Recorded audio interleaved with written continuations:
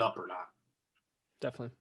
So do you from what I perceive, you go to the home games, right? Yes, I do. Yep. Yeah, I go to all the home games. That's where do you sit and stuff? How's that work? So it's funny, in the preseason, we were in the upper deck, and I'm like, I don't think I'm going to do this. What's the point? Yeah. But now, okay, rewinding. Normally, the media seats are very good. They're right next to the Wolves bench. Like, it's the last spot on the bench, and then it's my seat. Yeah. And so we've been, it's not like that at every stadium. Like, I've covered games in other places, and sometimes you're, up high at different stadiums. So it goes from this really good spot to then in the preseason, we're in the upper deck.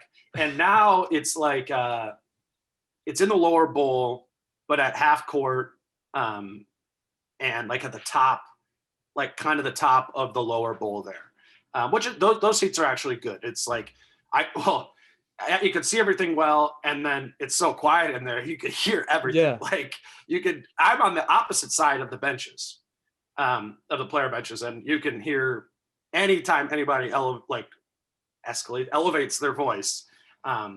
You can hear what they're saying. So when Malik's screaming like a crazy person, you can hear him. Well, I'm just so used to that now. That's just that's background noise.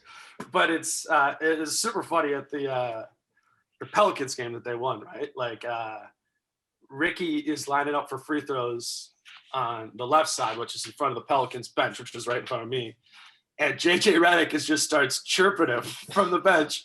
And he's like, he goes, got to put a little more arc on that, bud.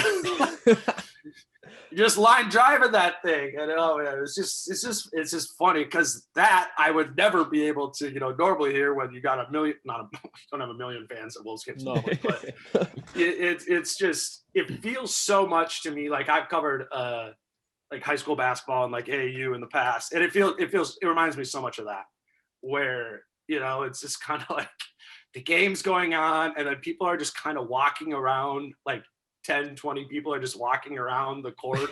It's so different than a normal NBA game in that way. And they have Lexus cars parked under the hoop for some reason, and guys just like sit on the cars sometimes for like, it's like they're there for promotional reasons.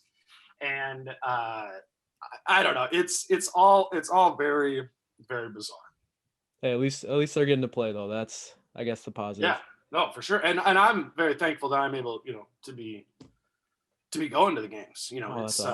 It's I guess it's literally something money can't buy, So it is cool, to that extent. And it's been a really unique experience in hearing so much. I mean, I'm saying the joking things, but like, you pick up on a lot of stuff when you're there in person that it isn't caught on the camera, like just from a positioning on the floor standpoint and all those sort of things. So I think it really helps my coverage to be able to be around, even if I'm not in the locker room anymore. Yeah. And I bet I would be really interested to hear like the defensive chatter and how like all the switches are working within that, and just all the call outs. Like, I think that'd be really you miss cool Gorgie for that, man. Gorgie was the booming voice. They need that voice back in there. But it's cool. Yeah. So I mean, looking forward to